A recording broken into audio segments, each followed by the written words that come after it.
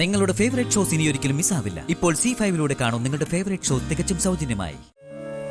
Hello hello aunty, ഞാൻ ഗംഗയാ. Hello ഗംഗേ, അവിടുന്ന് ഒരു വിവരം അറിയാതെ ഞങ്ങൾ എല്ലാവരും വലിയ ടെൻഷനില്ല. എന്താ എന്താ അവിടെ സംഭവിച്ചത്? അത് വലിയൊരു അപകടം സംഭവിച്ചു. ഞങ്ങളിപ്പോ ഹോസ്പിറ്റലിലാ. ആന്റി, മഹിയേട്ടൻ.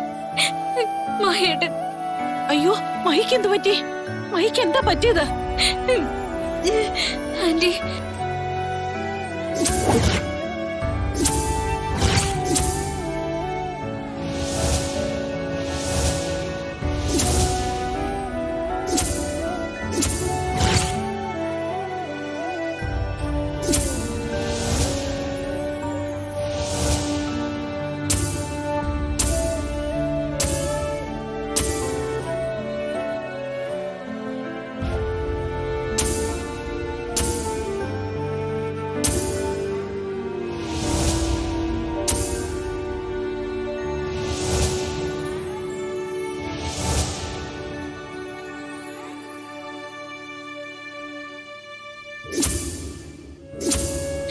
നിങ്ങൾ ആരെങ്കിലും പെട്ടെന്ന് ഇങ്ങോട്ട് വരുമോ? ആ ശരി, ഞാൻ ഉടനെ വരാം. ശരി ആന്റി.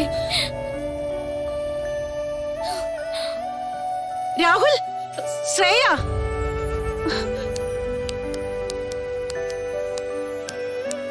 ആന്റി, എന്താ ആന്റി, എന്താ പറ്റിയേ? കുട്ടികളെ രക്ഷിക്കുന്നതിനിടയിൽ മഹിക്ക് പരിക്ക് പറ്റി ആശുപത്രിയിലാണെന്ന്. നമുക്ക് എത്രയും പെട്ടെന്ന് ഹോസ്പിറ്റലിലേക്ക് പോണം. അതെങ്ങനെയാ മഹിയേട്ടന് പരിക്ക് പറ്റിയേ?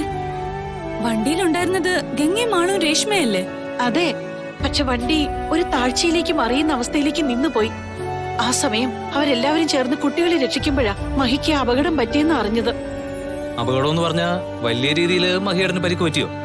ഗംഗയെ വിളിച്ചത്, അവള് കരയാ. അപകടത്തിന്റെ ഡീറ്റെയിൽസും മഹിയുടെ കാര്യവും കൃത്യമായി അറിയണമെങ്കിൽ അവിടെ ചെന്നിട്ടേ കാര്യമുള്ളൂ. എന്നാലും മഹിയേട്ടന് എങ്ങനെ അപകടം പറ്റിയെന്നാ മനസ്സിലാവാത്തത്? ഗംഗയല്ലേ പറഞ്ഞത്, ചെന്ന് കണ്ടാലേ സത്യം അറിയൂ. അതെ, മഹിയേട്ടന്റെ കൈയൊന്നും മുറിഞ്ഞാ പോലും ഗംഗ അത് ഓവറായിട്ടേ പറയുള്ളൂ. അത് ഗംഗയ്ക്ക് മഹിയേട്ടനോടുള്ള സ്നേഹ കൂടുതലുണ്ട്. അതൊന്നുമല്ല, അവള് വെറുതെ എല്ലാവരുടെയും മുന്നിൽ ആളാവാൻ ഷോ കാണിക്കുന്നതാ. ഈ പ്രശ്നം എല്ലാം ഉണ്ടാവാൻ കാരണക്കാരി അവൾ ഒരുത്തിയാ. അല്ലെങ്കിൽ ഇതെല്ലാം ഏതോ ഒരു വാർത്ത കാണുന്ന ലാഘവത്തില് നമ്മൾ കണ്ടു തീർക്കേണ്ട കാര്യം മാത്രമായിരുന്നു. ഞാൻ അവളോട് പറഞ്ഞതാ ഈ പരിപാടിക്ക് പോണ്ടാന്ന്. അപ്പൊ അവൾക്കായിരുന്നു പോയേ തീരുന്ന് വാശി. അതിന് ഇങ്ങനെയൊക്കെ സംഭവിക്കുമെന്ന് അവരെങ്ങനെ അറിയാനാ?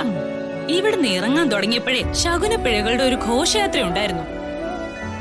അത് മതിയല്ലോ പോകരുതെന്ന് മനസ്സിലാക്കാൻ. എന്താ എന്താ എല്ലാരും വലിയ ടെൻഷനില്? മഹിയേട്ടന് അപകടം പറ്റി ആശുപത്രിയിലാണെന്നമ്മേ. അയ്യോ, എന്നിട്ട് നിങ്ങൾ എന്താ ആശുപത്രിയിൽ പോകാതെ നിൽക്കുന്നേ? ഞങ്ങൾ ഇറങ്ങുക. എന്നാ ഞാനും വരാം. നാത്തൂന് ഇവിടെ നിക്ക, ഞാനും ശ്രേയയും വിശ്വട്ടിനും കൂടി പോവാം. ചെന്നിട്ട് ഞങ്ങൾ എന്താ അവസ്ഥയെന്ന് വിളിച്ചു പറയാം.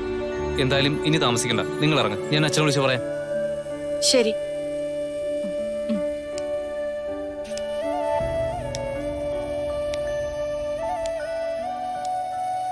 മഹിയുടെ പരിക്ക് വലുതാണെങ്കിൽ അവൻ ഇതോടെ അങ്ങ് തീർന്നു കിട്ടിയാൽ മതിയായിരുന്നു. ഒരു ശല്യം വലിയ പ്രയാസമൊന്നുമില്ലാതെ അങ്ങ് തീർന്നേനെ. ഡൗൺലോഡ് ചെയ്യൂ C5 ആപ്പ്. കാണൂ എല്ലാ എപ്പിസോഡുകളും സൗജന്യമായി.